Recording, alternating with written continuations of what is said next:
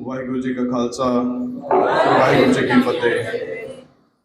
ਸਮੂਹ ਪ੍ਰਬੰਧਕ ਮੈਂਬਰਾਂ ਤੇ ਜਿੰਨੇ ਮੇਰੇ ਭੈਣ ਭਰਾ ਇੱਥੇ ਮੈਨੂੰ ਸੁਣਨ ਲਈ ਆਏ ਆ, ਬਹੁਤ ਬਹੁਤ ਧੰਨਵਾਦ ਤੇ ਸਾਰਿਆਂ ਨੂੰ ਪਿਆਰ ਭਰੀ ਸਤਿ ਸ਼੍ਰੀ ਅਕਾਲ। ਮੇਰਾ ਨਾਮ ਨਵਨੀਤ ਸਿੰਘ ਹੈ ਤੇ ਮੈਂ ਪਿੰਡ ਟਾਂਡੇ ਦਾ ਵਾਸੀ ਹਾਂ। ਪਿੰਡ ਟਾਂਡਾ ਆਰਐਸਪੁਰਾ ਦਾ ਰਹਿਣ ਵਾਲਾ ਹਾਂ। ਬਹੁਤ ਖੁਸ਼ੀ ਹੋਈ ਸੁਣ ਕੇ ਵੀਰ ਹੋਰਾਂ ਜਦੋਂ ਮੈਨੂੰ ਦੱਸਿਆ ਕਿ ਅਸੀਂ ਇੱਕ ਕੈਂਪ ਜੋ ਹੈ ਉਹ ਆਰਗੇਨਾਈਜ਼ ਕਰਾਉਂਦੇ ਹਾਂ ਹਰ ਸਾਲ ਦੇ ਸਾਲ। ਤੇ 2 ਦਿਨ ਪਹਿਲਾਂ ਤੋਂ ਇਹਨਾਂ ਮੈਨੂੰ ਦੱਸਿਆ ਕਿ ਇਹ ਕੈਂਪ ਜਿਹੜਾ ਸ਼ੁਰੂ ਹੋਇਆ ਹੈ ਔਰ ਕਾफ़ी अच्छी संख्या ਦੇ ਵਿੱਚ ਮੈਂ ਦੇਖ ਰਿਹਾ ਕਿ ਬੱਚੇ ਡਿਸਪਾਈਟ ਆਫ ਜਿੰਨੀ ਗਰਮੀ ਔਰ ਜੋ ਸਭ ਚੱਲ ਰਿਹਾ ਉਹਦੇ ਬਾਵਜੂਦ ਪਾਰਟਿਸਿਪੇਟ ਕਰ ਰਹੇ ਆ। ਬਹੁਤ ਵਧੀਆ ਲੱਗਦਾ ਹੈ। ਔਰ ਇਹਨਾਂ ਨੇ ਮੈਨੂੰ ਦੱਸਿਆ ਕਿ ਇਹ ਵਰਟੀਕਲ ਜਿਹੜਾ ਇੱਕ ਨਵਾਂ ਇਹਨਾਂ ਹਿੱਸਾ ਐਡ ਕੀਤਾ ਹੈ ਕਿ ਜੋ ਸਿਲੈਕਟਡ ਆਫੀਸਰ ਸਾਡੇ ਕਮਿਊਨਿਟੀ ਦੇ ਵਿੱਚੋਂ ਜਾਂ ਸਾਡੇ ਆਪਸੀ ਏਰੀਆ ਦੇ ਵਿੱਚੋਂ ਜੋ ਸਿਲੈਕਟ ਹੋਏ ਨੇ ਉਹਨਾਂ ਨਾਲ ਇੱਕ ਇੰਟਰੈਕਸ਼ਨ ਜਿਹੜੀ ਉਹ ਬੱਚਿਆਂ ਦੀ ਕਰਵਾਈ ਜਾਏ ਤਾਂ ਕਿ ਇੱਕ ਡਾਇਰੈਕਸ਼ਨ ਜਿਹੜੀ ਹੈ ਬੱਚਿਆਂ ਨੂੰ ਉਹ ਮਿਲੇ ਕਿ ਕਿਵੇਂ ਆਪਾਂ ਆਪਣਾ ਫਿਊਚਰ ਆਪਣਾ ਕਰੀਅਰ ਜਿਹੜਾ ਉਹਨੂੰ ਕਿਸ ਤਰਫ ਢਾਲਣਾ ਹੈ, ਕਿਵੇਂ ਕਿਸ ਡਾਇਰੈਕਸ਼ਨ ਦੇ ਵਿੱਚ ਲੈ ਕੇ ਜਾਣਾ ਹੈ। ਤੇ ਮੈਨੂੰ ਲੱਗਦਾ ਕਿ ਏਜ ਗਰੁੱਪ ਦੇ ਹਿਸਾਬ ਨਾਲ ਛੋਟੇ ਤੋਂ ਵੱਡੇ ਕਾਫੀ ਮਤਲਬ ਡਾਈਵਰਸ ਜਿਹਾ ਗਰੁੱਪ ਹੈਗਾ। ਤੇ ਤੁਹਾਡੇ ਚੋਂ ਕਿੰਨਿਆਂ ਨੂੰ ਯੂਪੀਐਸਸੀ ਦੇ ਬਾਰੇ ਪਤਾ ਹੈ? ਇੱਕ ਵਾਰੀ ਪਲੀਜ਼ ਹੱਥ ਆਪਣਾ ਖੜਾ ਕਰ ਸਕਦੇ ਹੋ ਯੂਪੀਐਸਸੀ ਦੇ ਬਾਰੇ। ਸੋ ਬਹੁਤ ਘੱਟ ਲੋਕਾਂ ਨੂੰ, ਬਹੁਤ ਘੱਟ ਬੱਚਿਆਂ ਨੂੰ ਪਤਾ ਹੈ। ਸੋ ਮੈਂ ਦੱਸ ਦਿਆਂ ਕਿ ਯੂਪੀਐਸਸੀ ਦਾ ਜਿਹੜਾ ਐਗਜ਼ਾਮ ਹੈ यूनियन पब्लिक सर्विस कमीशन ये नैशनल लैवल का एक एग्जाम होंगे ऑल इंडिया लैवल पर जिसनों यूपीएससी एक बॉडी है वो ऑर्गेनाइज कराती है साल के साल। और इस एग्जाम के विचों जो ये एग्जाम पार करते हैं बेसिकली तो पहले ग्रैजुएशन करनी पैंती है 12th के बाद, उसके बाद ही तुम एग्जाम लिखने लिए एलिजिबल होंगे हो। और वो एग्जाम क्लीयर करने के बाद जो है तो as a IAS IPS IRS ਜਿਹੜੇ IPS ਉਹ ਇੱਕ ਪੁਲਿਸ ਸਰਵਿਸ ਹੈ, IAS ਜਿਹੜੀ ਉਹ ਐਡਮਿਨਿਸਟ੍ਰੇਟਿਵ ਸਰਵਿਸ ਹੈ। ਤੁਸੀਂ ਆਪਣੇ ਏਰੀਆ ਦੇ ਵਿੱਚ ਆਪਣੇ ਡਿਸਟ੍ਰਿਕਟ ਦੇ ਵਿੱਚ DC ਦੇ ਬਾਰੇ ਸਾਰੇ ਜਾਣਦੇ ਹੋਗੇ। DC ਹੁੰਦਾ ਇੱਕ SSP ਹੁੰਦਾ ਡਿਸਟ੍ਰਿਕਟ ਦੇ ਵਿੱਚ। ਸੋ ਜਿਹੜੇ ਉਹ DC ਐਂਡ SSP ਲੱਗਦੇ ਆ ਉਹ ਇਸ ਐਗਜ਼ਾਮ ਨੂੰ ਕਲੀਅਰ ਕਰਨ ਦੇ ਬਾਅਦ ਲੱਗਦੇ ਆ। ਇਹ ਉਹ ਐਗਜ਼ਾਮ ਹੈ ਜੋ ਕਲੀਅਰ ਕਰਨ ਦੇ ਬਾਅਦ ਬੰਦਾ ਉਸ ਲੈਵਲ ਤੇ ਜਾ ਕੇ ਉਸ ਸਟੇਜ ਤੇ ਜਾ ਕੇ ਕੰਮ ਕਰਦਾ ਹੈ। ਤੇ ਮੈਨੂੰ ਲੱਗਦਾ ਕਿ ਅਜੇ ਤੁਹਾਡੀ ਜੋ ਕੋਗਨੀਟਿਵ ਡਿਵੈਲਪਮੈਂਟ ਉਹ ਉਸ ਲੈਵਲ ਤੇ ਨਹੀਂ ਹੈ ਕਿ ਤੁਹਾਨੂੰ UPSC ਦੇ ਬਾਰੇ ਮੈਂ ਜ਼ਿਆਦਾ ਦੱਸ ਸਕਾਂ। ਮੈਂ ਇੱਕ ਛੋਟੀ ਜਿਹੀ ਆਪਣੀ ਜਰਨੀ ਸ਼ੇਅਰ ਕਰਾਂਗਾ ਤੁਹਾਡੇ ਨਾਲ। एग्जाम जोड़ा है इन्ना डिफिकल्ट है। मैं तुम्हें दसा कि जी ऑल इंडिया लैवल के एग्जाम होंगे और जी पोस्ट वैकेंसीज आदि ने हर साल वो 800 तो 900 वैकेंसी आती है। और जो बच्चा कंपीट करता है वो अराउंड 10 लाख है। मतलब हर साल 10 लाख बच्चा कंपीट कर रहा है 800 पोस्ट के वास्ते। तो तुम देख सकते हो कंपीटिशन किस लैवल का है और किस लैवल की डेडिकेशन और हार्डवर्क तुम्हें चाहिए इस एग्जाम को क्लीयर करने वास्ते।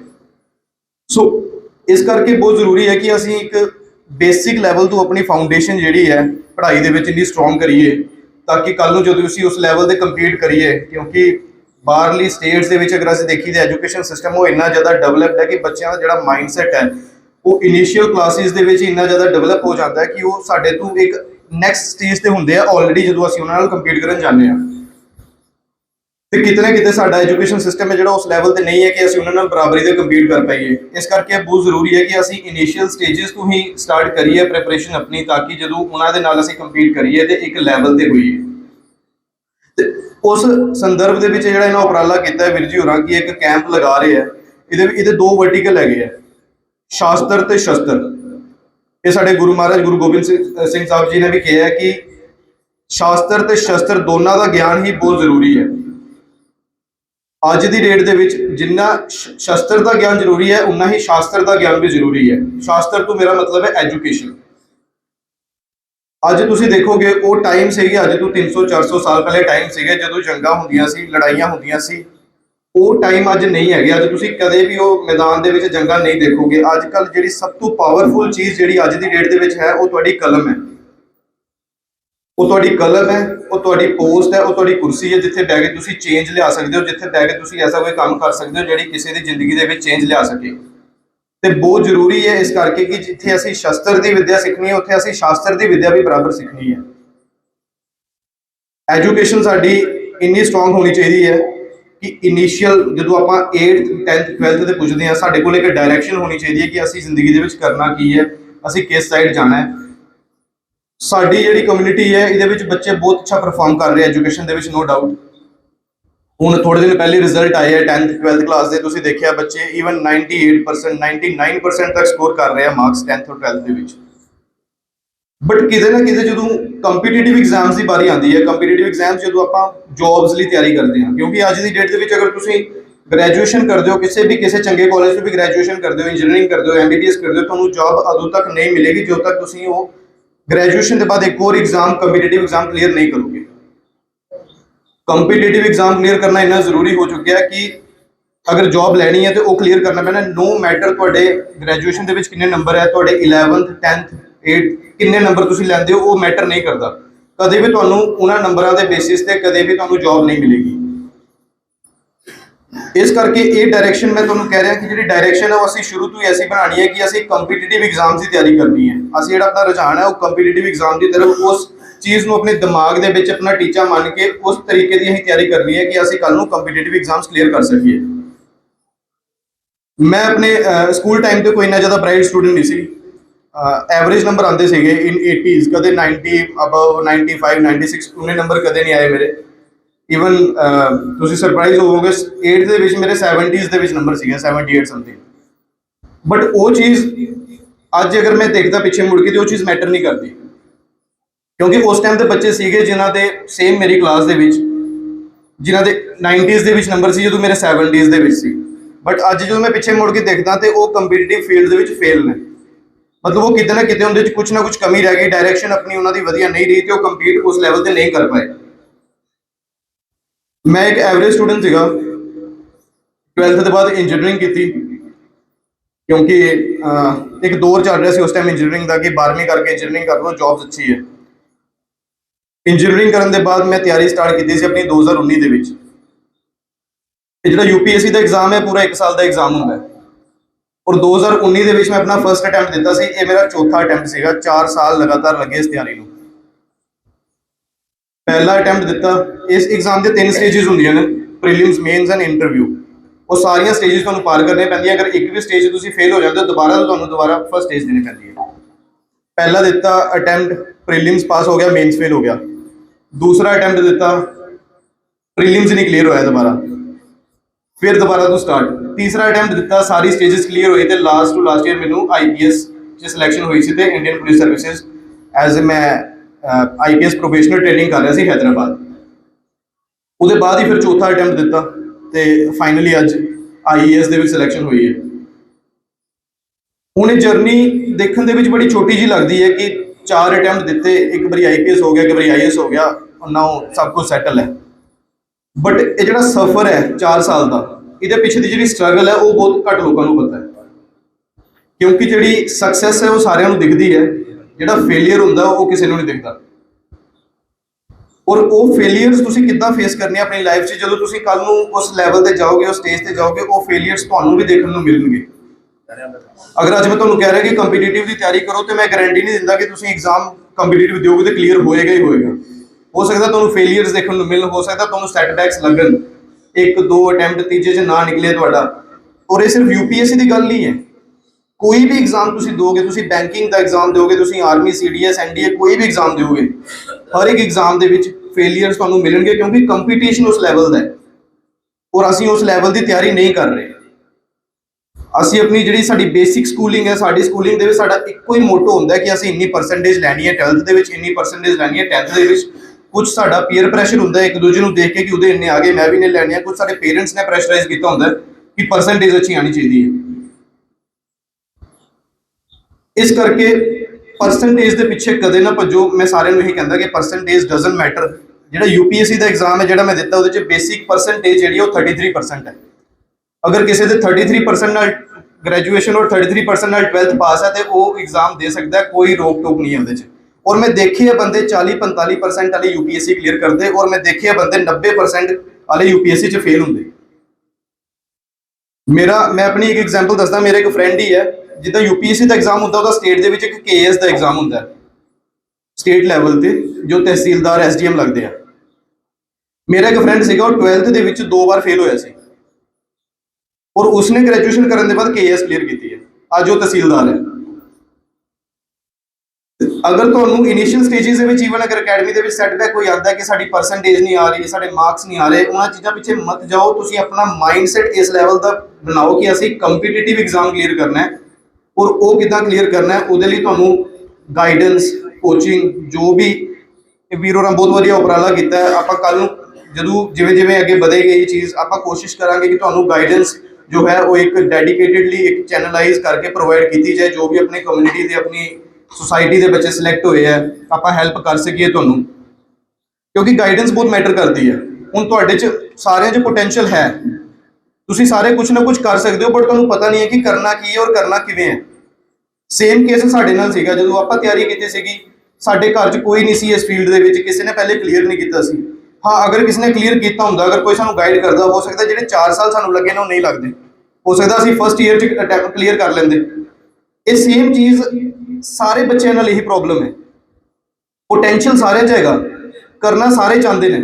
ਅਗਰ ਅੱਜ ਮੇਰਾ UPSC ਨਿਕਲਿਆ, ਤੁਸੀਂ ਦੇਖ ਰਹੇ ਹੋਵੋਗੇ ਕਿ ਸਾਰੇ ਪਾਸੇ ਇੱਜ਼ਤ ਸਨਮਾਨ ਮਿਲ ਰਿਹਾ, ਤੁਹਾਡੇ ਮਨ ਵਿੱਚ ਵੀ ਇਹ ਰੀਝ ਆਈ ਹੋਏਗੀ ਕਿ ਅਸੀਂ ਵੀ ਕੁਝ ਐਸਾ ਕਰੀਏ। ਸਾਰਿਆਂ ਦੇ ਮਨ 'ਚ ਆਉਂਦੀ ਇਹ ਚੀਜ਼, ਔਰ ਕਰਨਾ ਚਾਹੁੰਦੇ ਹੋ, ਪੋਟੈਂਸ਼ੀਅਲ ਵੀ ਹੈ, ਬਟ ਗਾਈਡੈਂਸ ਨਹੀਂ ਹੈ, ਕਰੀਏ ਕਿਵੇਂ। ਸੋ ਇਹ ਚੀਜ਼ ਅਸੀਂ ਮਿਲ ਕੇ ਵੀਰ ਜੀ ਹੋਰਾਂ ਨਾਲ ਕੋਸ਼ਿਸ਼ ਕਰਾਂਗੇ ਕਿ ਤੁਹਾਨੂੰ ਜਿਹੜੀ ਗਾਈਡੈਂਸ ਹੈ ਉਹ ਅਸੀਂ ਪ੍ਰੋਵਾਈਡ ਕਰੀਏ ਅੱਛੇ ਲੈਵਲ ਦੀ, ਤਾਂ ਕਿ ਕਿਤੇ ਵੀ ਤੁਹਾਨੂੰ ਇੱਧਰ ਉੱਧਰ ਭੱਜਣਾ ਨਾ ਪਏ। ਇੱਕ ਵਧੀਆ ਤਰੀਕੇ ਨਾਲ ਤੁਸੀਂ ਆਪਣੀ ਕੋਚਿੰਗ ਜੋ ਹੈ ਉਹ ਸਟਾਰਟ ਕਰ ਸਕੋ। ਦੂਸਰਾ, ਜਿਹੜਾ ਪੇਰੈਂਟਸ ਦਾ ਸਹਿਯੋਗ ਹੁੰਦਾ ਉਹ ਬੜਾ ਇੰਪੋਰਟੈਂਟ ਹੈ, ਕਿਉਂਕਿ ਇਹ ਐਗਜ਼ਾਮ ਜਿਵੇਂ ਮੈਂ ਦੱਸਿਆ ਕਿ ਇਹਦੇ ਵਿੱਚ ਤੁਹਾਨੂੰ ਫੇਲੀਅਰਸ ਸੈਟਬੈਕਸ ਆਉਣਗੇ, ਔਰ ਉਸ ਟਾਈਮ ਤੇ ਤੁਹਾਡੇ ਨਾਲ ਕੌਣ ਤੁਹਾਨੂੰ ਸਪੋਰਟ ਕਰ ਰਿਹਾ ਉਹ ਬਹੁਤ ਜ਼ਰੂਰੀ ਹੈ। ਔਰ ਪੇਰੈਂਟਸ ਤੁਹਾਨੂੰ ਕਿਵੇਂ ਸਪੋਰਟ ਕਰਨਗੇ? ਅਗਰ ਤੁਸੀਂ ਪੇਰੈਂਟਸ ਦੀ ਗੱਲ ਮੰਨਦੇ ਹੋ, ਆਗਿਆਕਾਰੀ ਹੋ ਤੁਸੀਂ, ਅਗਰ ਤੁਸੀਂ ਉਹਨਾਂ ਅੱਗੇ ਬੋਲਦੇ ਨਹੀਂ, ਉਹਨਾਂ ਦੀ ਇੱਜ਼ਤ ਕਰਦੇ ਹੋ, ਜੋ ਤੁਹਾਨੂੰ ਕਹਿੰਦੇ ਉਹ ਕਰਦੇ ਹੋ, ਤਾਂ ਹੀ ਤੁਹਾਡੇ ਪੇਰੈਂਟਸ ਤੁਹਾਨੂੰ ਹਰ ਚੀਜ਼ 'ਚ ਸਪੋਰਟ ਕਰਨਗੇ। ਤੁਸੀਂ ਪੇਰੈਂਟਸ ਅੱਗੇ ਐਰੋਗੈਂਟ ਨਹੀਂ ਹੋ ਸਕਦੇ, ਤੁਸੀਂ ਆਪਣੀ ਮਨਮਰਜ਼ੀ ਨਹੀਂ ਕਰ ਸਕਦੇ, ਬਿਕਾਜ਼ ਉਹ ਤੁਹਾਡੇ ਤੇ ਇਨਵੈਸਟ ਕਰ ਰਹੇ ਆ, ਉਹ ਤੁਹਾਡੀ ਐਜੂਕੇਸ਼ਨ ਤੇ, ਤੁਹਾਡੇ ਹੈਲਥ ਤੇ, ਤੁਹਾਡੀ ਹਰ ਚੀਜ਼ ਤੇ ਇਨਵੈਸਟ ਕਰ ਰਹੇ ਆ। ਉਹਨਾਂ ਦਾ ਇੱਕੋ ਇੱਕ ਮਕਸਦ ਹੈ ਤੁਹਾਡੇ ਪੇਰੈਂਟਸ ਦਾ ਤੁਹਾਨੂੰ ਕਾਮਯਾਬ ਹੁੰਦੇ ਦੇਖਣਾ। ਉਹ ਆਪਣੇ ਲਈ ਇਨਵੈਸਟ ਨਹੀਂ ਕਰ ਰਹੇ, ਉਹਨਾਂ ਨੂੰ ਕੁਝ ਨਹੀਂ ਚਾਹੀਦਾ ਤੁਹਾਡੇ ਤੋਂ। ਅਗਰ ਉਹ ਤੁਹਾਡੇ ਤੇ ਇਨਵੈਸਟ ਕਰ ਰਹੇ, ਉਹਨਾਂ ਨੂੰ ਚਾਹੀਦਾ ਕਿ ਸਾਡਾ ਬੱਚਾ ਕਾਮਯਾਬ ਹੋਏ। ਉਹ ਤੁਹਾਨੂੰ ਸਪੋਰਟ ਵੀ ਕਰਨਗੇ, ਪ੍ਰੋਵਾਈਡਡ ਤੁਸੀਂ ਉਹਨਾਂ ਦੀ ਆਗਿਆ ਅਨੁਸਾਰ ਕੰਮ ਕਰਦੇ ਹੋ, ਤੁਸੀਂ ਉਹਨਾਂ ਦੇ ਕਹਿਣੇ ਵਿੱਚ ਹੋ। ਸਾਡੀ ਨੌਜਵਾਨ ਬੱਚਿਆਂ ਇੱਕ ਏਜ ਹੁੰਦੀ ਹੈ 18-25 ਦੇ ਵਿੱਚ ਜਦੋਂ ਸਾਡੇ ਪੈਰ ਥੋੜੇ ਜਿਹੇ ਥਿਰਕਦੇ ਆ, ਘਰੋਂ ਆਪਾਂ ਬਾਹਰ ਜਾਂਦੇ ਹਾਂ, ਅਗਰ ਬਹੁਤ ਮੁਸ਼ਕਿਲ ਹੁੰਦਾ ਹੈ, ਮਤਲਬ ਕਿ ਆਪਣਾ ਜੋ ਹੈ ਕਰੈਕਟਰ ਮੇਨਟੇਨ ਕਰਕੇ ਰੱਖਣਾ। ਉਸ ਟਾਈਮ ਤੇ ਅਗਰ ਤੁਸੀਂ ਆਪਣੇ ਪੇਰੈਂਟਸ ਦੀ ਐਡਵਾਈਸ ਜੋ ਤੁਹਾਨੂੰ ਕਹਿੰਦੇ ਆ ਉਹ ਮੰਨੋਗੇ, ਤੇ ਜ਼ਿੰਦਗੀ 'ਚ ਤੁਸੀਂ ਕਦੇ ਧੋਖਾ ਨਹੀਂ ਖਾਓਗੇ। ਉਹ ਚੀਜ਼ ਤੁਸੀਂ ਹਮੇਸ਼ਾ ਆਪਣੇ ਪੱਲੇ ਬੰਨ੍ਹ ਕੇ ਰੱਖਿਓ ਕਿ ਪੇਰੈਂਟਸ ਜੋ ਕਹਿੰਦੇ ਆ ਤੁਹਾਡੇ ਭਲਾਈ ਲਈ ਕਹਿੰਦੇ ਆ, ਜੋ ਕਹਿੰਦੇ ਉਹਨਾਂ ਦੀ ਗੱਲ ਮੰਨਣੀ ਹੈ, ਕਿਉਂਕਿ ਉਹਨਾਂ ਦਾ ਅਗਰ ਸੁਪਨਾ ਹੈ ਤੁਹਾਨੂੰ ਕਾਮਯਾਬ ਹੁੰਦੇ ਦੇਖਣਾ, ਤੇ ਤੁਹਾਡਾ ਵੀ ਮਨ 'ਚ ਇੱਕ ਸੁਪਨਾ ਹੋਣਾ ਚਾਹੀਦਾ ਕਿ ਅਸੀਂ ਆਪਣੇ ਪੇਰੈਂਟਸ ਨੂੰ ਕਾਮਯਾਬ ਹੋ ਕੇ ਦਿਖਾਣਾ ਹੈ। ਜਿਸ ਦਿਨ ਤੁਸੀਂ ਕਾਮਯਾਬ ਹੋਵੋਗੇ, ਤੁਹਾਡੇ ਘਰਦਿਆਂ ਤੋਂ, ਤੁਹਾਡੇ ਮਾਂ-ਬਾਪ ਤੋਂ ਜ਼ਿਆਦਾ ਖੁਸ਼ ਕੋਈ ਨਹੀਂ ਹੋਏਗਾ। ਤੁਹਾਡੇ ਕੋਲੋਂ ਜ਼ਿਆਦਾ ਖੁਸ਼ ਹੋਣਗੇ ਜਿਸ ਦਿਨ ਤੁਸੀਂ ਕਾਮਯਾਬ ਹੋਵੋਗੇ। ਤੇ ਇਹ ਮਨ ਦੇ ਵਿੱਚ ਬਣਾ ਕੇ ਰੱਖੋ ਕਿ ਅਸੀਂ ਜਿਹੜਾ ਪੇਰੈਂਟਸ ਦਾ ਸੁਪਨਾ ਹੈ ਇੱਕ ਸਾਕਾਰ ਕਰਨਾ ਹੈ, ਕਿਤੇ ਨਾ ਕਿਤੇ ਆਪਣੇ ਟਾਈਮ ਤੇ ਹੋ ਸਕਦਾ ਉਹਨਾਂ ਕੁਝ ਸੁਪਨਾ ਦੇਖਿਆ ਹੋਏਗਾ। ਜਿਵੇਂ ਮੇਰੇ ਕੇਸ ਦੇ ਵਿੱਚ ਸੀਗਾ, ਮੇਰੇ ਫਾਦਰ ਸਾਹਿਬ ਗ੍ਰੈਜੂਏਟ ਸੀਗੇ, ਬਟ ਕੁਝ ਸਰਕਮਸਟੈਂਸਿਸ, ਕੁਝ ਘਰ ਦੇ ਹਾਲਾਤ ਐਸੇ ਬਣੇ ਕਿ ਉਹ ਅੱਛੀ ਜੌਬ ਇੱਕ ਨਹੀਂ ਲੈ ਸਕੇ। ਤੇ ਉਹਨਾਂ ਦਾ ਜਿਹੜਾ ਸੁਪਨਾ ਸੀਗਾ ਉਹ ਮੇਰੇ 'ਚ ਦੇਖਦੇ ਸੀ ਕਿ ਜੋ ਚੀਜ਼ ਮੈਂ ਆਪਣੇ ਟਾਈਮ ਤੇ ਨਹੀਂ ਕਰ ਪਾਇਆ ਉਹ ਮੇਰਾ ਬੇਟਾ ਇੱਕ ਨਾ ਇੱਕ ਦਿਨ ਕਰਕੇ ਦਿਖਾਏਗਾ। ਤੇ ਉਹੀ ਜਿਹੜਾ ਹਿਸਾਬ ਹੈ ਉਹ ਸਾਡੇ ਸਾਰਿਆਂ ਦੇ ਪੇਰੈਂਟਸ ਦੇ ਨਾਲ ਹੈ। ਜੋ ਸੁਪਨਾ ਉਹਨਾਂ ਦੇਖਿਆ ਉਹ ਤੁਸੀਂ ਪੂਰਾ ਕਰਕੇ ਦਿਖਾਣਾ ਉਹਨਾਂ ਨੂੰ, ਉਹ ਤੁਹਾਡੇ 'ਚ ਆਪਣੇ ਆਪ ਨੂੰ ਦੇਖ ਰਹੇ ਨੇ। ਤੇ ਉਸ ਸੁਪਨੇ ਨੂੰ, ਜੋ ਪੇਰੈਂਟਸ ਤੁਹਾਡੇ ਦਾ ਸੁਪਨਾ ਹੈ, ਉਹਨੂੰ ਤੁਸੀਂ ਆਪਣਾ ਟੀਚਾ ਮੰਨੋ ਔਰ ਉਸ ਨੂੰ ਅਚੀਵ ਕਰਨ ਦੀ ਕੋਸ਼ਿਸ਼ ਕਰੋ। ਤੀਜਾ, ਜਿਹੜੀ ਆਪਣੀ ਪੜ੍ਹਾਈ ਹੈ ਉਹਨੂੰ ਡੈਡੀਕੇਟਿਡਲੀ ਕਰੋ। ਪੜ੍ਹਾਈ ਨੂੰ ਕਦੇ ਬੋਝ ਮੰਨ ਕੇ ਨਾ ਕਰੋ। ਤੁਹਾਨੂੰ ਅਗਰ ਤੁਹਾਡੇ ਪੇਰੈਂਟਸ ਨੂੰ ਕਹਿਣਾ ਪੈ ਰਿਹਾ ਤੁਹਾਨੂੰ ਕਿ ਬੇਟਾ ਪੜ੍ਹ ਲਓ, ਤੁਸੀਂ ਪੜ੍ਹੇ ਨਹੀਂ ਸਵੇਰੇ ਦੇ 4 ਘੰਟੇ 5 ਘੰਟੇ ਦਿਨ 'ਚ ਪੜ੍ਹਿਆ ਕਰੋ, ਅਗਰ ਉਹ ਕਹਿਣਾ ਪੈ ਰਿਹਾ ਤੁਹਾਨੂੰ, ਤਾਂ ਮਤਲਬ ਤੁਸੀਂ ਪੜ੍ਹਾਈ ਨੂੰ ਇੰਜੋਏ ਨਹੀਂ ਕਰ ਰਹੇ। ਤੁਹਾਨੂੰ ਖੁਦ ਤੋਂ ਹੋਣਾ ਚਾਹੀਦਾ ਕਿ ਅੱਜ ਮੈਂ 3 ਘੰਟੇ ਹੀ ਪੜ੍ਹਿਆ, ਯਾਰ ਮੈਂ 2 ਘੰਟੇ ਹੋਰ ਪੜ੍ਹਨਾ ਸੀਗਾ, ਅੱਜ ਮੈਂ ਟਾਈਮ ਨਹੀਂ ਦੇ ਪਾਇਆ ਆਪਣੀ ਪੜ੍ਹਾਈ ਨੂੰ ਜ਼ਿਆਦਾ। ਉਹ ਤੁਹਾਨੂੰ ਖੁਦ ਨੂੰ ਹੋਣਾ ਚਾਹੀਦਾ, ਕਿਉਂਕਿ ਜਦੋਂ ਤੱਕ ਤੁਹਾਡੇ ਅੰਦਰੋਂ ਵਿਲ ਨਹੀਂ ਹੋਏਗੀ ਕਰਨ ਦੀ, ਕੁਝ ਪੜ੍ਹਾਈ ਕਰਨ ਦੀ, ਤੇ ਪੜ੍ਹਾਈ ਤੁਹਾਡੇ ਲਈ ਬੋਝ ਬਣ ਜਾਏਗੀ। ਔਰ ਇਹ ਬੋਝ ਹੀ ਬਣ ਜਾਂਦਾ, ਤਾਂ ਹੀ ਅਸੀਂ ਕੋਸ਼ਿਸ਼ ਕਰਦੇ ਹਾਂ ਸਿਲੇਬਸ ਕੰਪਲੀਟ ਕਰੀਏ, ਪਰਸੈਂਟੇਜ ਸਾਡੀ ਇੰਨੀ ਆਉਣੀ ਚਾਹੀਦੀ ਹੈ। ਅਸੀਂ ਪੜ੍ਹਾਈ ਨੂੰ ਇੰਜੋਇਮੈਂਟ ਦੀ ਤਰ੍ਹਾਂ ਨਹੀਂ ਲੈਂਦੇ, ਅਸੀਂ ਪੜ੍ਹਾਈ ਨੂੰ ਇੱਕ ਬਰਡਨ ਦੀ ਤਰ੍ਹਾਂ ਲੈਂਦੇ ਹਾਂ। ਅਸੀਂ ਕੀ ਦੇਖਦੇ, ਇੰਨਾ ਸਿਲੇਬਸ ਹੈ, ਕੰਪਲੀਟ ਕਰਨਾ, ਪੇਪਰ ਲਿਖਣਾ, ਨੰਬਰ ਲੈਣੇ ਆ ਬਸ। ਇਹ ਸਾਡਾ ਮਕਸਦ ਨਹੀਂ ਹੋਣਾ ਚਾਹੀਦਾ ਕਦੇ ਵੀ। ਅਗਰ ਤੁਸੀਂ ਕੁਝ ਪੜ੍ਹ ਰਹੇ ਹੋ, ਨੰਬਰ ਤੁਹਾਡੇ ਬੇਸ਼ੱਕ 10% ਘੱਟ ਆ ਜਾਣ, ਮੈਂ ਨਹੀਂ ਚਾਹੁੰਦਾ ਤੁਸੀਂ 70 80 90% ਸਾਰੇ ਨੰਬਰ ਲਓ, 60% ਵੀ ਨੰਬਰ ਲੈਂਦੇ ਹੋ, ਬਟ ਅਗਰ ਤੁਹਾਨੂੰ ਚੀਜ਼ ਦੀ ਸਮਝ ਹੈਗੀ ਹੈ ਕਿ ਤੁਸੀਂ ਜਿੰਨਾ ਕੁ ਪੜ੍ਹਿਆ ਉਨੀ ਕੁ ਸਮਝ ਆਈ ਹੈ ਤੁਹਾਨੂੰ, ਉਹ ਚੀਜ਼ ਇੰਪੋਰਟੈਂਟ ਹੈ। ਮੈਂ ਰੱਟਾ ਮਾਰ ਕੇ 90% ਨੰਬਰ ਲੈਣਾ, ਕੱਲ ਨੂੰ ਕੰਪੀਟੀਟਿਵ 'ਚ ਜਾ ਕੇ ਮੈਂ ਫੇਲ ਹੋ ਜਾ, ਬਿਲਕੁਲ ਕੁਛ ਨਾ ਆਏ, ਮੇਰਾ ਜ਼ੀਰੋ ਉੱਥੇ, ਕੋਈ ਮਤਲਬ ਨਹੀਂ ਹੈ ਉਸ ਚੀਜ਼ ਦਾ। ਕਿਉਂਕਿ ਅਸੀਂ ਪੜ੍ਹਾਈ ਨੂੰ ਐਜ਼ ਏ ਰੱਟਾ ਲੈ ਕੇ ਅਸੀਂ ਸਿਰਫ ਇਹ ਚੀਜ਼ ਮੰਨ ਕੇ ਕੀਤਾ ਕਿ ਅਸੀਂ ਸਿਰਫ 12th 10th ਦੇ ਵਿੱਚ ਮਾਰਕਸ ਲੈਣੇ ਆ। ਇਹ ਸਾਡਾ ਟੀਚਾ ਕਦੇ ਨਹੀਂ ਹੋਣਾ ਚਾਹੀਦਾ, ਇਹ ਸਾਡਾ ਮਕਸਦ ਕਦੇ ਨਹੀਂ ਹੋਣਾ ਚਾਹੀਦਾ। ਪੜ੍ਹਾਈ ਨੂੰ ਇੰਜੋਇਮੈਂਟ ਦੀ ਤਰ੍ਹਾਂ ਲਓ, ਤੁਹਾਨੂੰ ਮਜ਼ਾ ਆਉਣਾ ਚਾਹੀਦਾ। ਈਵਨ ਅਗਰ ਗਰਮੀ ਲੱਗ ਰਹੀ ਹੈ ਤਾਂ ਵੀ ਤੁਹਾਡਾ ਪੜ੍ਹਾਈ ਦੇ ਵਿੱਚ ਮਨ ਇੰਨਾ ਰੁੱਝਿਆ ਹੋਣਾ ਚਾਹੀਦਾ ਕਿ ਤੁਹਾਨੂੰ ਅੱਗੇ ਪਿੱਛੇ ਕੁਝ ਫੀਲ ਹੀ ਨਾ ਹੋਏ। ਜਦੋਂ ਮੈਂ 11 12th ਦੇ ਐਗਜ਼ਾਮ ਸੀਗੇ ਮੇਰੇ, ਤੇ ਮੇਰਾ ਸ਼ੁਰੂ ਤੋਂ ਇੱਦਾਂ ਰਹਿੰਦਾ ਸੀ ਕਿ ਮੈਂ ਰਾਤ ਨੂੰ ਪੜ੍ਹਦਾ ਸੀ, ਮੈਂ ਦਿਨ ਨੂੰ ਨਹੀਂ ਸੀ ਪੜ੍ਹਦਾ। ਤੇ ਮੇਰੇ ਘਰ ਦੇ ਮੈਨੂੰ ਆ ਕੇ ਕਹਿੰਦੇ ਸੀ ਰਾਤ ਨੂੰ 2 ਵਜੇ 3 ਵਜੇ, ਸਵੇਰੇ ਦੇ 4 ਵੱਜ ਜਾਂਦੇ ਸੀ, ਮੇਰੇ ਘਰ ਦੇ ਮੈਨੂੰ ਆ ਕੇ ਕਹਿੰਦੇ ਸੀ ਖੁਦ ਕਿ ਸੋ ਜਾ, ਟਾਈਮ ਜ਼ਿਆਦਾ ਹੋ ਗਿਆ। ਬਟ ਮੇਰਾ ਮਨ ਨਹੀਂ ਸੀ ਕਰਦਾ ਸੌਣ ਦਾ, ਕਿਉਂਕਿ ਮੈਂ ਇੰਜੋਏ ਕਰਦਾ ਸੀ ਉਸ ਚੀਜ਼ ਨੂੰ, ਮੈਨੂੰ ਮਜ਼ਾ ਆਉਂਦਾ ਸੀ ਉਹ ਕੰਮ ਕਰਨ ਦਾ, ਉਹ ਪੜ੍ਹਾਈ ਕਰਨ ਦਾ ਮੈਨੂੰ ਮਜ਼ਾ ਆਉਂਦਾ ਸੀ। ਔਰ ਉਹੀ ਚੀਜ਼ ਅੱਗੇ ਮੇਰੇ ਨਾਲ ਗਈ ਹੈ ਕਿਉਂਕਿ ਜਦੋਂ ਤੁਸੀਂ ਕੰਪੀਟੀਟਿਵ ਦੀ ਤਿਆਰੀ ਕਰਨੀ ਹੈ, ਉਹਦੇ 'ਚ ਕੋਈ ਡਿਫਾਈਨ ਸਿਲੇਬਸ ਨਹੀਂ ਹੈ, ਉਹਦੇ 'ਚ ਤੁਹਾਨੂੰ ਪਰਸੈਂਟੇਜ ਨਹੀਂ ਲਿਆਣੀ, ਉਹਦੇ ਤੁਹਾਡਾ ਏਮ ਸਿਰਫ ਇਹੀ ਹੈ ਕਿ ਤੁਸੀਂ ਐਗਜ਼ਾਮ ਕਲੀਅਰ ਕਰਨਾ ਹੈ ਚੀਜ਼ਾਂ ਨੂੰ ਸਮਝ ਕੇ।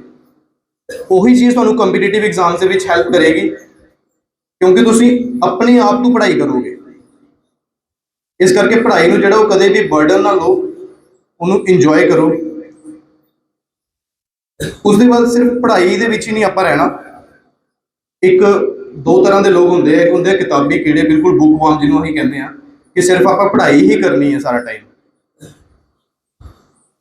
ਅੱਜ ਕੱਲ੍ਹ ਜਿਹੜੀ ਹੈ ਉਹ ਪੜ੍ਹਾਈ ਸਿਰਫ ਇੰਪੋਰਟੈਂਟ ਨਹੀਂ ਹੈ, ਤੁਹਾਨੂੰ ਸੋਸ਼ਲ ਹੋਣਾ ਪਏਗਾ, ਤੁਹਾਡੀ ਬੋਲੀ ਅੱਛੀ ਹੋਣੀ ਚਾਹੀਦੀ ਹੈ, ਤੁਹਾਡੇ ਇੰਗਲਿਸ਼ ਬੋਲਣ ਦੇ ਸਕਿੱਲ ਅੱਛੇ ਹੋਣੇ ਚਾਹੀਦੇ ਹੈ ਹਰ ਫੀਲਡ ਦੇ ਵਿੱਚ।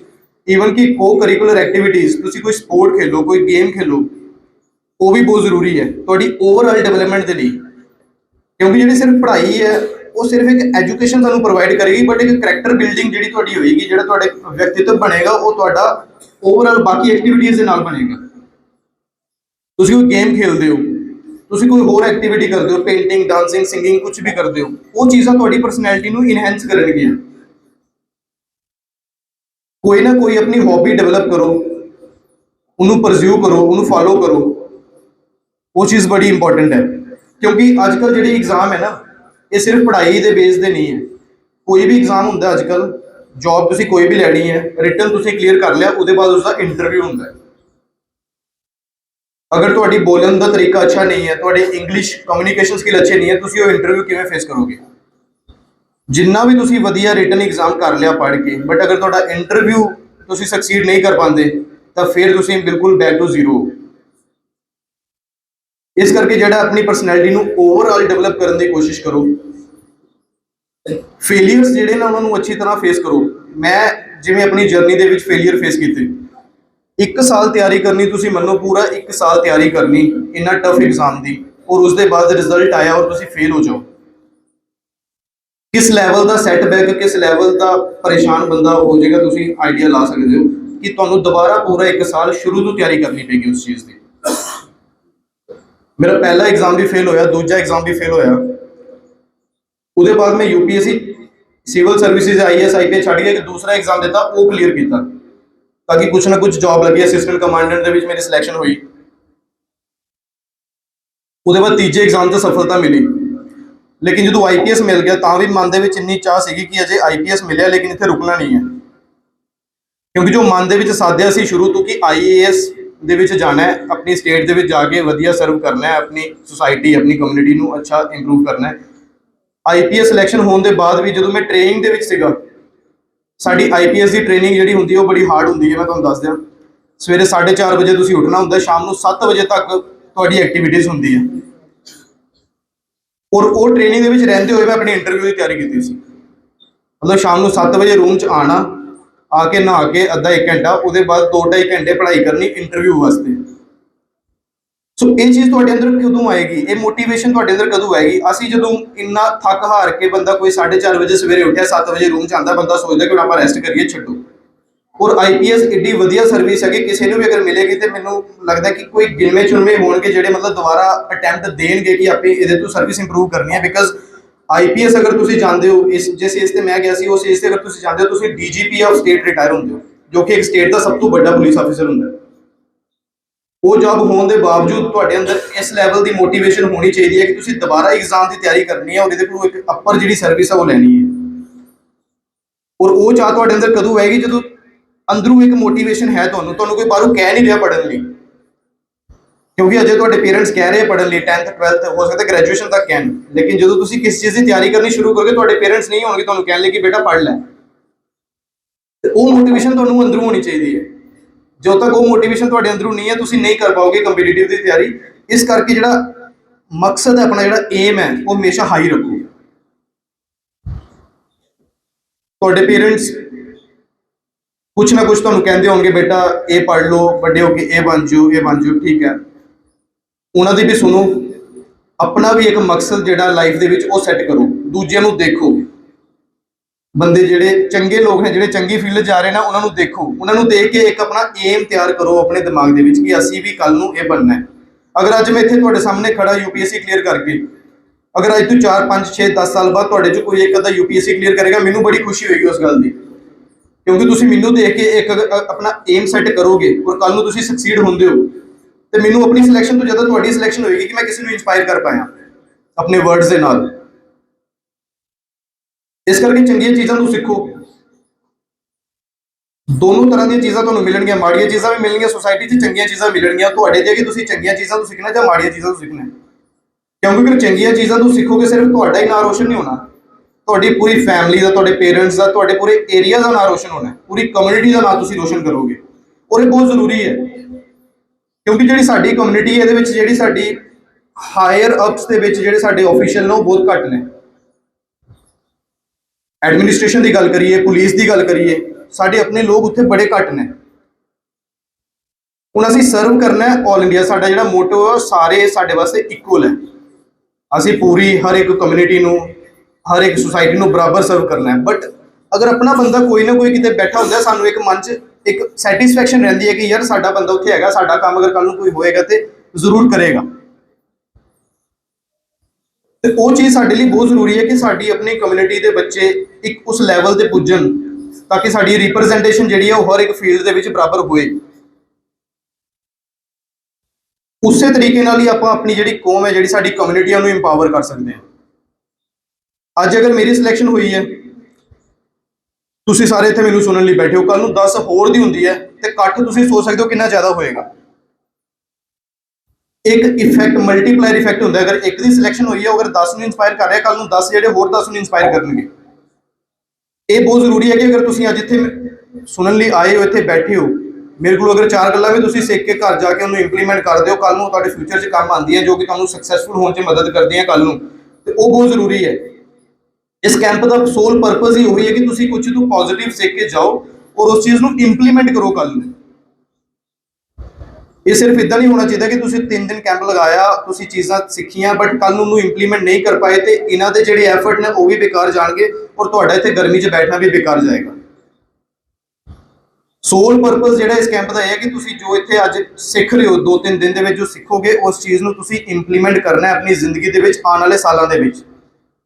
4 ਸਾਲ 5 ਸਾਲ 6 ਸਾਲ ਦੇ ਬਾਅਦ ਤੁਸੀਂ ਉਸ ਚੀਜ਼ ਨੂੰ ਇੰਪਲੀਮੈਂਟ ਕਰਕੇ, ਤਾਂ ਕਿ ਕਿਤੇ ਨਾ ਕਿਤੇ ਜਿਹੜੇ ਇਹਨਾਂ ਦੇ ਐਫਰਟ ਨੇ ਉਹ ਵੀ ਸਕਸੈਸਫੁਲ ਹੋਣ ਔਰ ਕਿਤੇ ਨਾ ਕਿਤੇ ਜਿਹੜੇ ਤੁਸੀਂ ਜੋ ਚੀਜ਼ਾਂ ਸਿੱਖੀਆਂ ਉਹ ਵੀ ਤੁਸੀਂ ਇੰਪਲੀਮੈਂਟ ਕਰਕੇ ਆਪਣੀ ਜ਼ਿੰਦਗੀ ਦੇ ਵਿੱਚ ਸਕਸੈਸ ਪ੍ਰਾਪਤ ਕਰ ਸਕੋ, ਆਪਣੀ ਜ਼ਿੰਦਗੀ ਨੂੰ ਕਾਬਿਲ ਬਣਾ ਸਕੋ।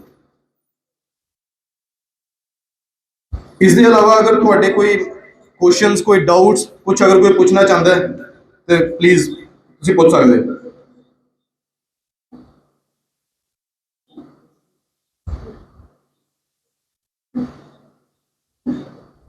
ਜਿੱਥੇ ਛੋਟੇ ਬੱਚੇ ਨੇ ਤੁਸੀਂ ਬੋਲ ਰਹੇ ਸੀ ਨਾ, ਨੋਟ ਕਰਦੇ ਸੀ ਮੈਨੂੰ ਦਿਖਿਆ ਨਾ ਚਲ ਲਿਖੋਗੇ ਤੁਸੀਂ ਕਦੇ ਉਹਨੇ ਨੋਟ ਕੀਤਾ ਹੈ, ਤੁਸੀਂ ਫਸਟ ਅਟੈਂਪਟ ਕੀਤਾ, ਥਰਡ ਕੀਤਾ, ਸੈਕੰਡ ਕੀਤਾ, ਤੇ ਨੋਟ ਕੀਤਾ ਹੈ, ਤੁਸੀਂ ਕਾਪੀ ਕੀਤਾ। ਦੱਸੋ ਕੀ ਨੋਟ ਕੀਤਾ?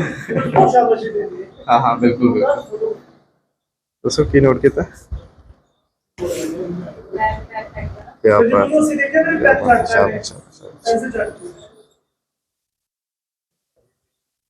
ਦੇਖੋ ਇਹ ਡੈਡੀਕੇਸ਼ਨ ਬੱਚੀ ਛੋਟੀ ਜੀ ਹੈ, ਜਿਹਨੂੰ ਮੈਨੂੰ ਲੱਗਦਾ ਕਿ ਥੈਂਕ ਯੂ ਬੇਟਾ ਬੈਸ਼, ਮੈਨੂੰ ਲੱਗਦਾ ਕਿ ਅਜੇ ਨੂੰ ਯੂਪੀਐਸਸੀ ਦੀ ਕੋਈ ਮਤਲਬ ਸਮਝ ਨਹੀਂ ਹੈ ਕਿ ਯੂਪੀਐਸਸੀ ਕੀ ਚੀਜ਼ ਹੈ, ਕਿਸ ਲੈਵਲ ਦਾ, ਬਟ ਚਾਹ ਦੇਖੋ ਔਰ ਇੱਕ ਹਿੰਮਤ ਦੇਖੋ ਬੱਚੀ ਦੇ ਅੰਦਰ। ਜੋ ਜੋ ਮੈਂ ਆਈਏਐਸ ਕੇਐਸ ਅਟੈਂਪਟਸ ਜੋ ਵੀ ਬੋਲਿਆ ਨਾ, ਪੂਰਾ ਇੱਕ ਪੇਜ ਤੇ ਨੋਟ ਕੀਤਾ ਹੋਇਆ ਹੈ। ਔਰ ਇਹ ਬੱਚੀ ਅਗਰ ਇਸ ਚੀਜ਼ ਨੂੰ ਕੱਲ ਨੂੰ ਲੈ ਕੇ ਤੂੰ ਜਾਂਦੀ ਹੈ ਔਰ ਕੱਲ ਨੂੰ ਇਹ ਕੁਝ ਬਣਦੀ ਹੈ ਤੇ ਕਿੰਨੀ ਖੁਸ਼ੀ ਹੋਏਗੀ ਮੈਨੂੰ, ਔਰ ਮੈਨੂੰ ਵੀ ਲੱਗੇਗਾ ਕਿ ਜੋ ਮੈਂ ਉੱਥੇ ਬੋਲ ਕੇ ਆਇਆ ਸੀ ਅੱਜ ਤੋਂ 8 ਸਾਲ ਪਹਿਲੇ, ਉਹਨੇ ਕਿਸੇ ਨੂੰ ਇੰਨਾ ਪ੍ਰਭਾਵਿਤ ਕੀਤਾ ਸੀ ਕਿ ਕੋਈ ਬੰਦੇ ਨੇ ਉਹਨੂੰ ਇੰਪਲੀਮੈਂਟ ਕਰਕੇ ਆਪਣੀ ਜ਼ਿੰਦਗੀ ਨੂੰ ਕਾਮਯਾਬ ਬਣਾਇਆ। ਸੋ ਇਹੀ ਮੇਰੀ ਗੁਜ਼ਾਰਿਸ਼ ਹੈ ਸਾਰਿਆਂ ਅੱਗੇ ਹੱਥ ਜੋੜ ਕੇ ਕਿ ਪੋਜ਼ਿਟਿਵ ਚੀਜ਼ਾਂ ਨੂੰ ਮੱਦੇਨਜ਼ਰ ਰੱਖ ਕੇ ਉਹਨਾਂ ਤੋਂ ਸਿੱਖੋ, ਆਪਣੀ ਜ਼ਿੰਦਗੀ ਦਾ ਇੱਕ ਏਮ, ਇੱਕ ਮਕਸਦ, ਇੱਕ ਹਾਇਰ ਜਿਹੜਾ ਏਮ ਉਹ ਸੈੱਟ ਕਰੋ, ਔਰ ਆਪਣੀ ਜਿਹੜੀ ਕੌਮ ਹੈ, ਆਪਣੇ ਪੇਰੈਂਟਸ ਹੈ, ਆਪਣੀ ਕਮਿਊਨਿਟੀ ਹੈ, ਉਹਨਾਂ ਦਾ ਨਾਮ ਰੋਸ਼ਨ ਕਰੋ। ਬਾਕੀ ਜ਼ਿਆਦਾ ਬੇਨਤੀਆਂ ਨਾ ਕਰਦਾ ਹੋਇਆ ਇੱਕ ਵਾਰੀ ਫਿਰ ਸਾਰਿਆਂ ਨੂੰ ਪਿਆਰ ਭਰੀ ਸਤਿ ਸ਼੍ਰੀ ਅਕਾਲ। ਵਾਹਿਗੁਰੂ ਜੀ ਕਾ ਖਾਲਸਾ, ਵਾਹਿਗੁਰੂ ਜੀ ਕੀ ਫਤਿਹ।